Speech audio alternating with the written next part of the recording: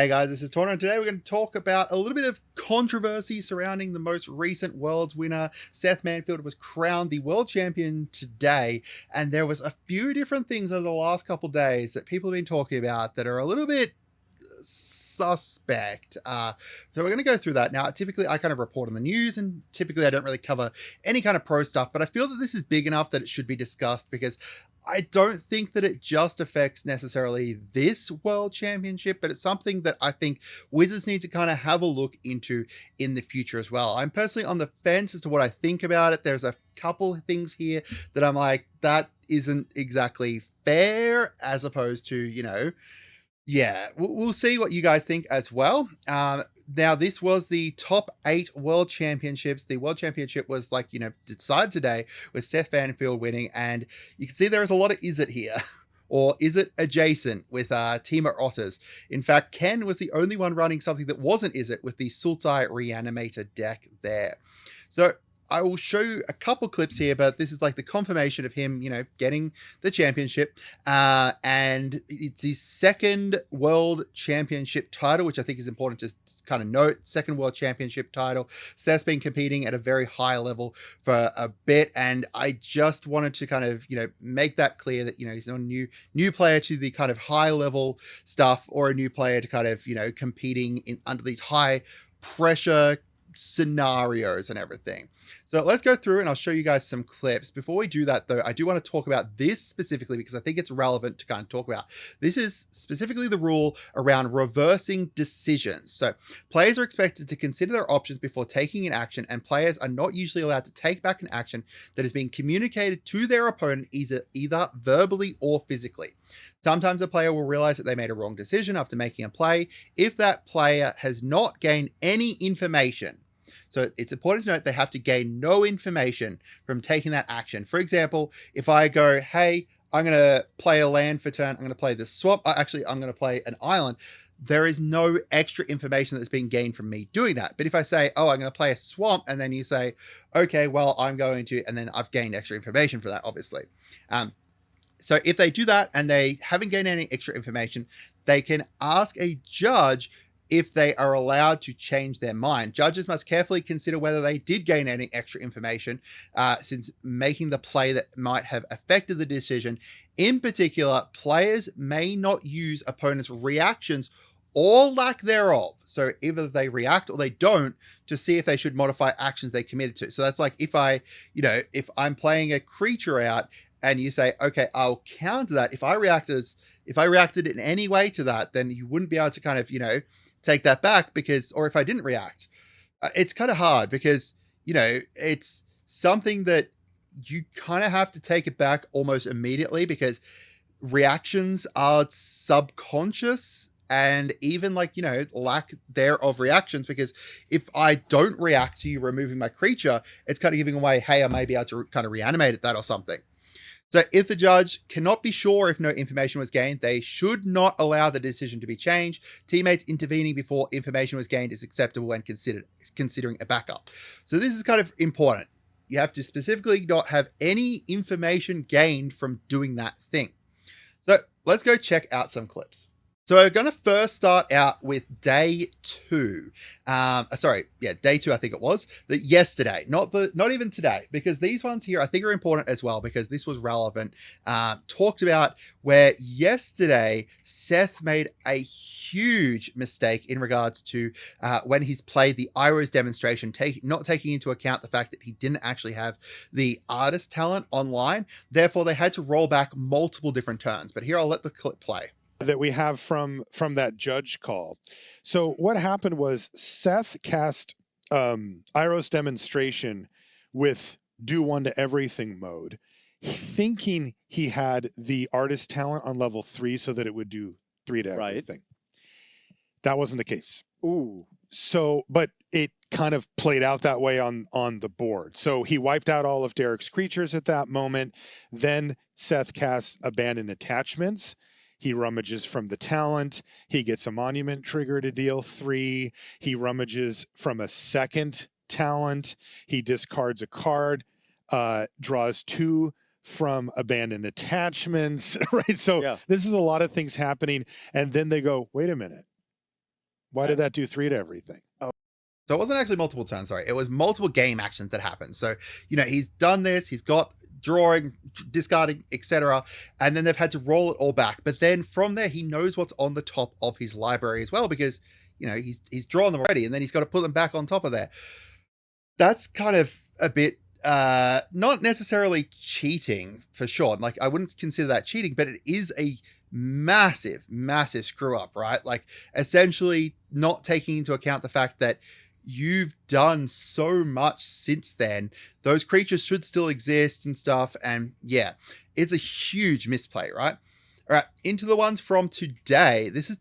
I would say this is the most controversial one here. So this is with Seth versus Ken. I believe this was game 2 here. 4. There's 4 cards left. So Okay, he there's one of plays the out monuments. his Monument of Okay. Endurance, right? And then he's got in hand the Boomerang Basics. Now, he's only got 4 cards in his library, so he's not going to have much room to be able to draw or discard or anything.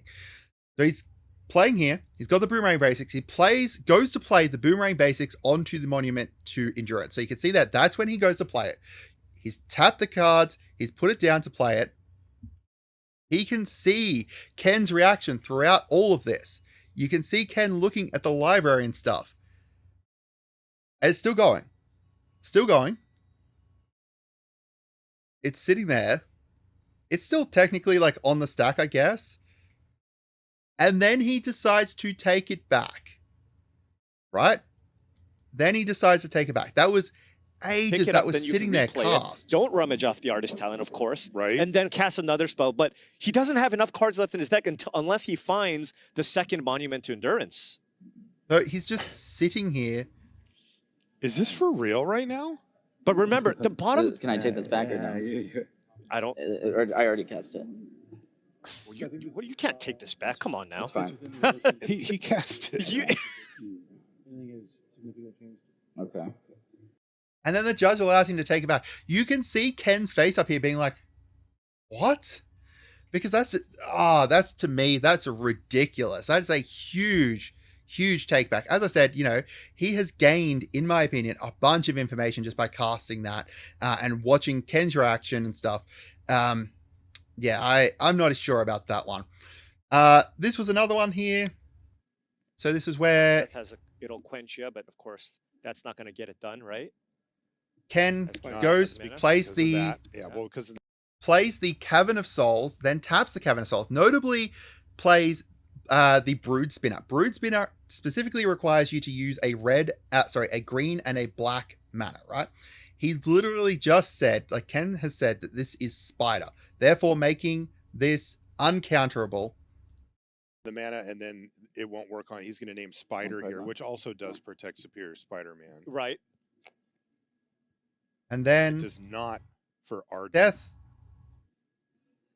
Human would cover both. Sorry, Oh. I'm not gonna do that. You said Spider on this?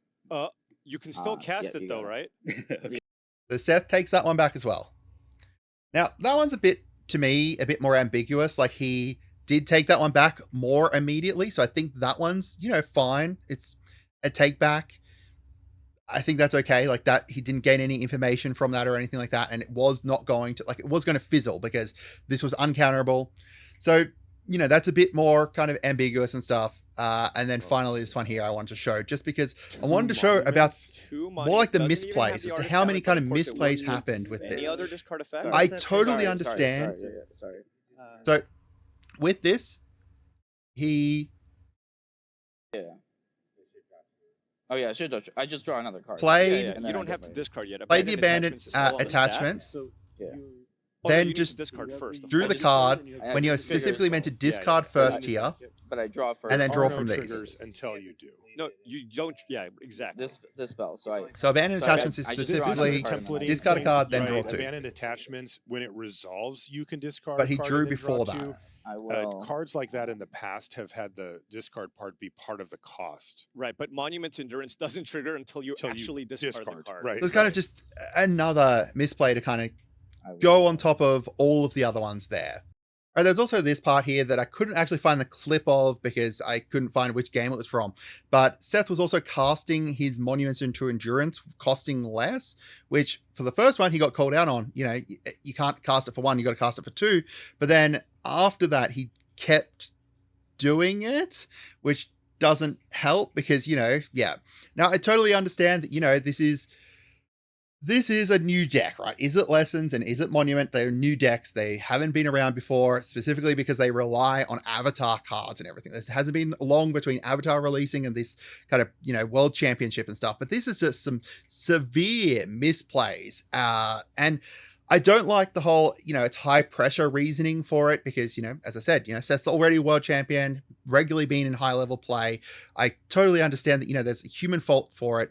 But I think that human fault is part of it, right? Like to the point that allowing people to take things back when they've gained more information just because, hey, human fault, I don't like that. I think that kind of opens it up for a huge can of worms of, hey, you know, I didn't sleep well last night. I'm going to take this back. And it's like, dude, this is World Championships. Oh, I don't know. What do you guys think? Like, do you think that this is some, you know, some dookie? Do you think it's gone a bit too far in regards to like the takebacks and stuff like that? Or do you think that there wasn't enough information gained or no information gained from it? I do think the Quench misplay is an allowable takeback because he kind of takes it back immediately and stuff. I showed you that. But the one in regards to the Boomerang Basics sitting there, it sat on the table for a good, like, you know, 20, 30 seconds and stuff. It's just, I just don't like it. I just don't think that it is personally a take back that I would have allowed at all. But let me know what you guys think. I'm not a super rules expert, and I will say that, you know, Attack on Cardboard is going to have an amazing video about this and going into depth into more of it. But let me know what you guys think. I hope you guys had a wonderful day and goodbye.